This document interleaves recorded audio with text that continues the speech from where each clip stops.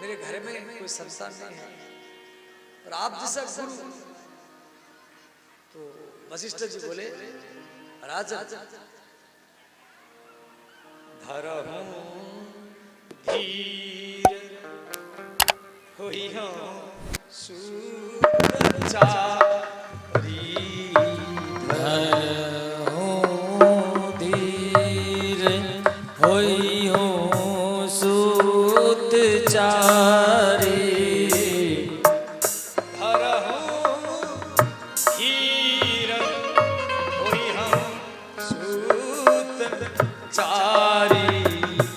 धरहूं धीर होई हूं सुचारी। वशिष्ठ जी कह रहे, राजन राजा धैर्य धारण करो, होई हूं सुतचारी, एक नहीं दो नहीं तीन नहीं चार पुत्र आपका होगा। त्रिभुवन विदित भगत भयहारी,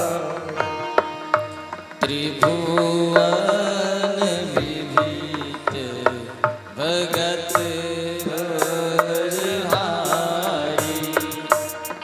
श्री राम जय राम जय जय राम,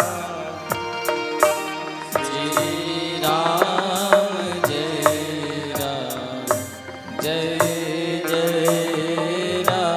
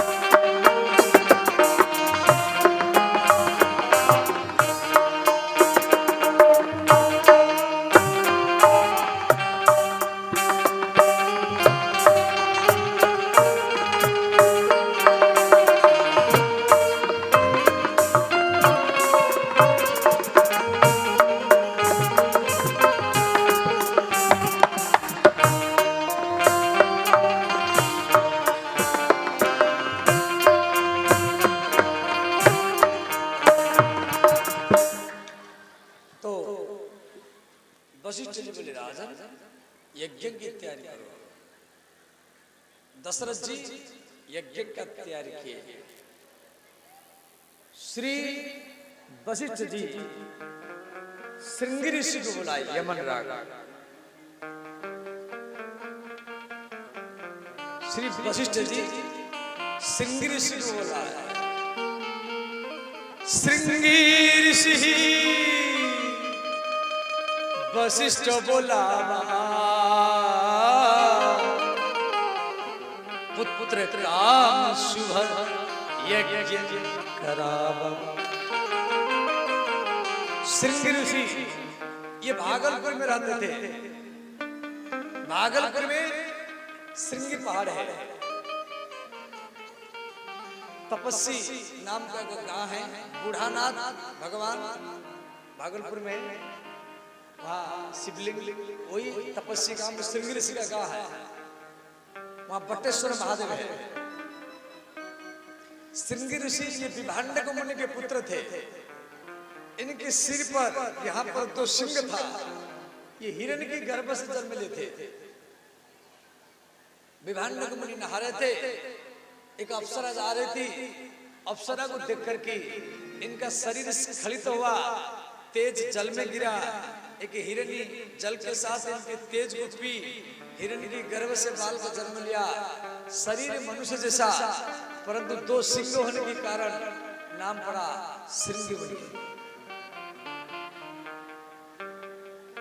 और देखो भगवान राम के एक बहन थी, राम जी की एक निजी बहन थी जिसके नाम है शांता।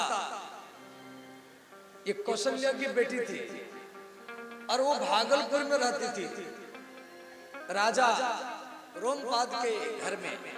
कथा तो आनंद रामायण में दिया गया है। और वो श्रृंगी ऋषि ये शांता के साथ विवाह किए थे। तो श्रृंगी ऋषि राम जी के जीजाजी होंगे। इस आनंद रामायण में दिया गया है। भगवान राम भी राखी बांधने के लिए भागलपुर आते थे। तो श्रृंगी ऋषि के बारे में वशिष्ठ जी को मालूम था।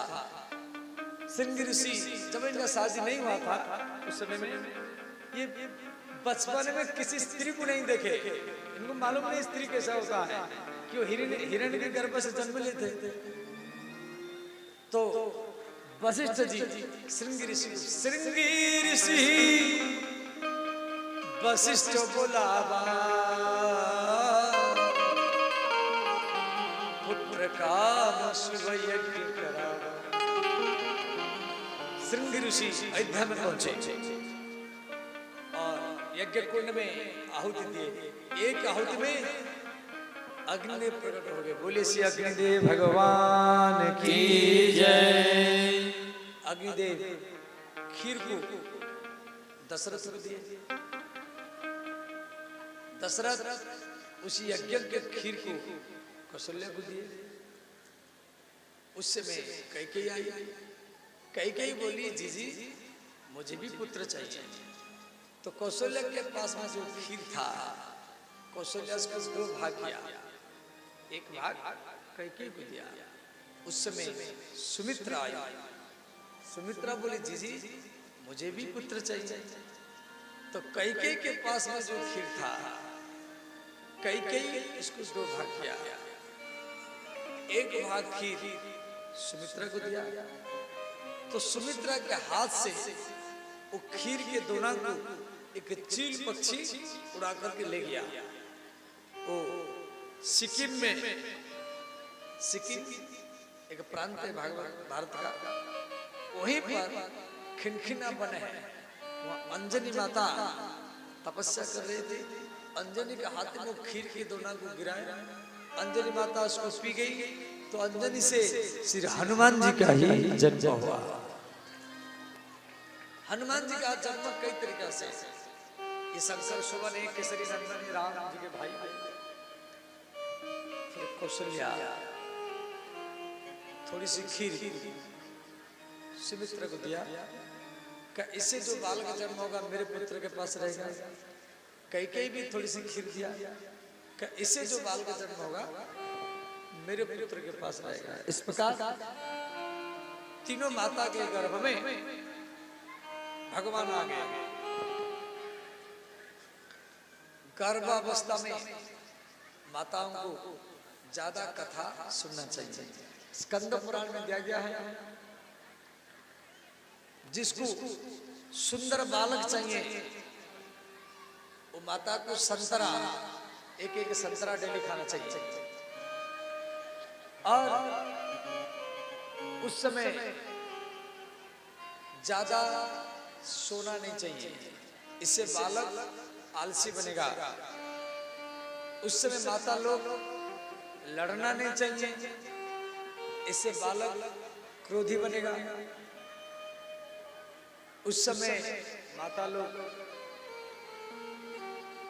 ज्यादा काजर वगैरह लगाना नहीं चाहिए, इससे दृष्टि दोष पैदा होगा बच्चा को। उस समय में माता लोग फिल्म वगैरह देखना नहीं चाहिए, उससे बच्चा भी फिल्म देखेगा। और उस समय माता लोग यदि भागवत कथा सुनेंगे तो जो बालक होगा वो भी भगवान का भक्त ही बनेगा। जिसको बेटा चाहिए, बेटा तो 2 और 3 महीने के बीच में मयूर के पंखों को जला करके उसके राग गुड़ के साथ 10 दिन तक खाना चाहिए। इससे क्या होगा, कन्या यदि होगी वो कन्या भी पुत्र ही बन जाएगा। स्कंद पुराण में इस विषय क्या है, जात नित हरि गर्भ आए, सकल लोक सुख संपत्ति छाए। चैत्र मास शुक्ल नवमी तिथि मधुमास दीपा। नवमी तिथि मधुमास पुनीता। शुक्ल पक्ष अभिजित हरि प्रीता। शुक्ल पक्ष अभिजित हरि प्रीता। मध्य दिवस अति शीतल धामा। मध्य दिवस अति शीतल दावा। काल लोको विश्राम। पावन काल लोक विश्रामा। मंगल हवनय अमंगल हारी। मंगल भवन मंगल हारी। द्रवहंस दशेर अजीर बिहारी। द्रवहु सुदशरथ अजीर बिहारी।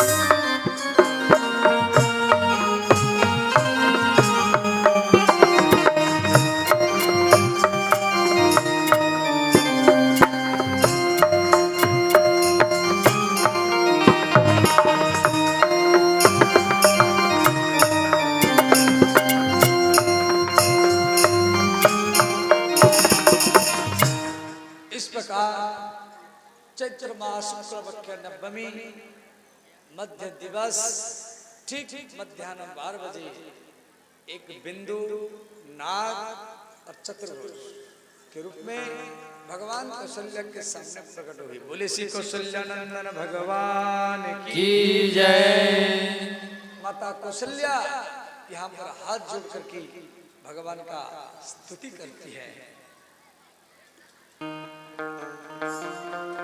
स्तुति को सब पाठ करें। भय प्रकट कृपाला दीन दयाला कौसल्या हितकारी। हर्षित महातारी मुनिवनहारी। अद्भुत रूप विचारी। लोचन अभिरामा तनु घन श्यामा। निज आयुज भुज चारी। भूषण वनमाला नयन विशाला। शोभा सिंधु करारी। कह दुई कर जोरी अस्तुति तोरी के विधि करो अनंता माया गुण ज्ञाना तीत अमाना वेद पुराण करुणा सुख सागर सब गुण आगर जहि गावहि श्रुति संता सो हम हित लागी जन अनुरागी भयहु प्रकट श्री करता ब्रह्मांड निकाया निर्मित माया रोम रोम प्रतिवेद कहे मम पुरुषोवासी यह उपहासी सुनत धीर न रहे उपजा जब ज्ञाना प्रभु मुस्काना चरित बहु विधि कीन जय कही कथा सुहाई मातु बुझाई यही प्रकार सुत प्रेम लहे। कौशल्या के सामने भगवान चार हाथ वाला रूप माने विष्णु का रूप बनाकर खड़े हैं। कौशल्या ने कहा भगवान समाज क्या कहेगा, कौशल्या जो बाल का जन्म दिया उसकी चार हाथ, आप ये भगवान वाला रूप हटाइए और बालक बनिए।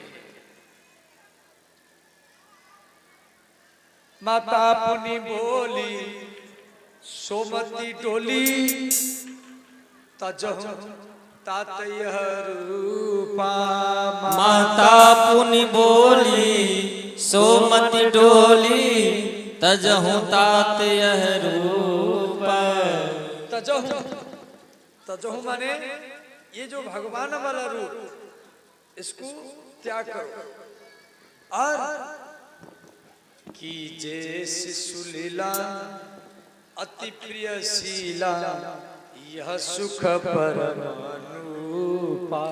की जय शिशु लीला अति प्रिय शीला यह सुख परम अनुपा। शिशु शिशु माने बालक माने भगवान से भी बालक अच्छा लगता है, इसलिए तो कौशल्या बोली ये रूप हटाइए बालक बनिए। भगवान बालक बन गए। भगवान बोले माता तेरे कहने पर मैं बालक बन गया, अब तो अच्छा लग रहा है। कौशल्या बोली आप बहुत अच्छे लग रहे हैं परंतु अभी भी थोड़ा सा गलती है। भगवान बोले क्या गलती है? कौशल्या बोली कोई भी बच्चा जन्म लेने के बाद में बोलता नहीं है, वो रोता है और आप बोल रहे हैं ये अच्छा नहीं लग रहा है। भगवान बोले माता मुझे रोना नहीं आता है। कौशल्या ने कहा भले आपको रोना नहीं आता है परंतु झूठे को तो रोइए, अगल बगल वालों को मालूम पड़े। तो कौशल्या के बात को सुन करके सुनी बचन सुजाना रोदन ठाना होई बालक सुरभूपा। सुनि बचन सुजाना रोदन ठाना होई बालक सुरभूपा। यह चरित जे गावई हरिपद पावई तेन परहि भव कृपा। भय प्रकट कृपाला दीन दयाला कौशल्या हितकारी। रामलला रोदन किए। साधारण तो बच्चे जन्म लेते रोते हैं तो अगल बगल वालों को मालूम पड़ता है। जब भगवान रोए तो अयोध्या में जितना स्त्रियां थी सबके कान में सुनाई दिया, सब दौड़ दौड़ करके आई। स्त्रियों की भीड़ है। अब दशरथ महाराज को मालूम पड़ा, महाराज दशरथ सेनापति के साथ जा रहे हैं कौशल्या के महल में। अयोध्या की स्त्रियां दशरथ को जगह नहीं दिया। सेनापति ने कहा, अयोध्या की महिलाओं, आपको शर्म नहीं आती है? महाराज खड़े हैं, कम से कम तो जगह देना चाहिए। दशरथ ने कहा, सेनापति, इन माताओं को कुछ मत बोलो, मेरा वंश डूबने वाला था।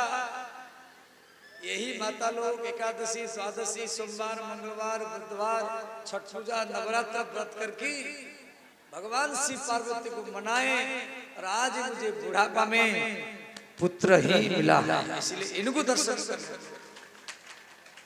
इधर वशिष्ठ जी आए और उनकी पत्नी अरुंधति। वशिष्ठ जी बोले, राजन यहाँ क्यों खड़े हैं? दशरथ जी बोले, गुरु जी बहुत भीड़ है। वशिष्ठ जी बोले, काम करो, हमें अयोध्या के गुरु है, हमको देख करके स्त्रियां शर्माएगी, इधर उधर भाग जाएगी, और आप मेरे पीछे पीछे आ जाओ। आगे आगे वशिष्ठ, उनके पीछे दशरथ, और उनके पीछे अरुंधति दशरथ के महल में पहुंचे। अब कोई बालक जन्म लेता है, पहले नाभि काटा जाता है।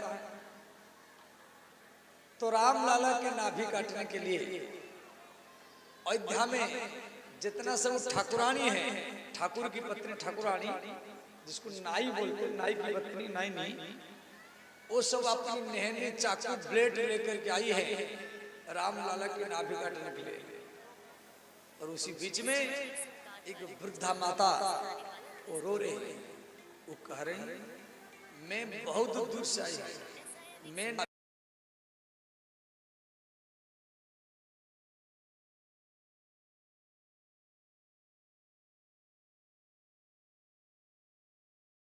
राम लाला के नाभि में अपनी नहनी को, चाकू को लगाया।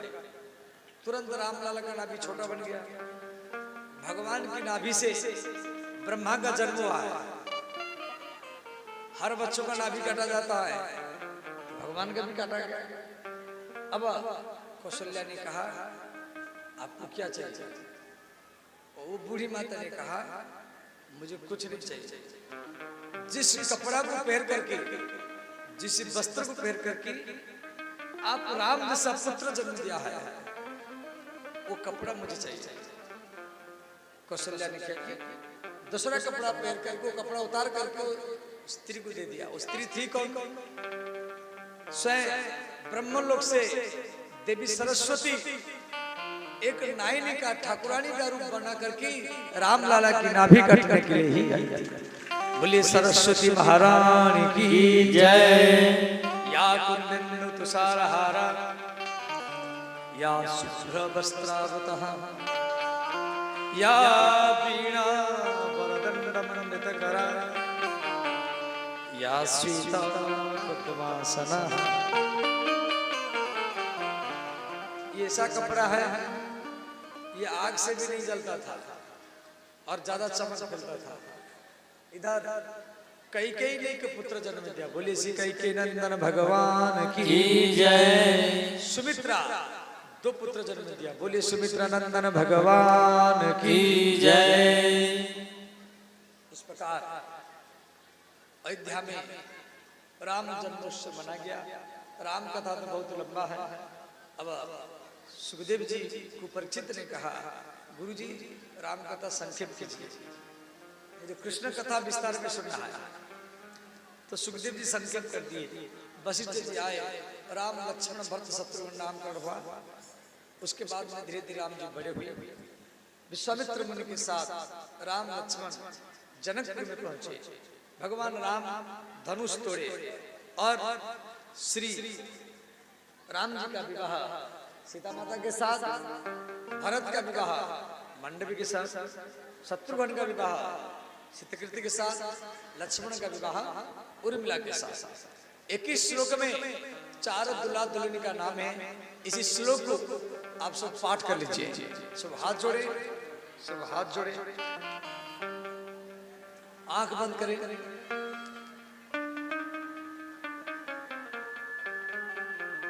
और चारों दुल्हा दुल्हन का ध्यान करें। ओम जानकी जीवनो वन्दे ॐ जानकी जीवनो वन्दे ॐ जानकी जीवनो वन्दे ॐ जानकी जीवनो वन्दे मांडवी प्राण वल्लभ मांडवी प्राणवल्लभ मांडवी प्राण वल्लभ मांडवी प्राणवल्लभम् उर्मिला रमणो वन्दे उर्मिला रमणो वन्दे उर्मिला रमणो वन्दे उर्मिला रमणो वन्दे श्रुतिकान्त नमस्तुते श्रुतिकान्ति नमोस्तुते श्रुतिकान्त नमस्तुते श्रुतिकान्ति नमोस्तुते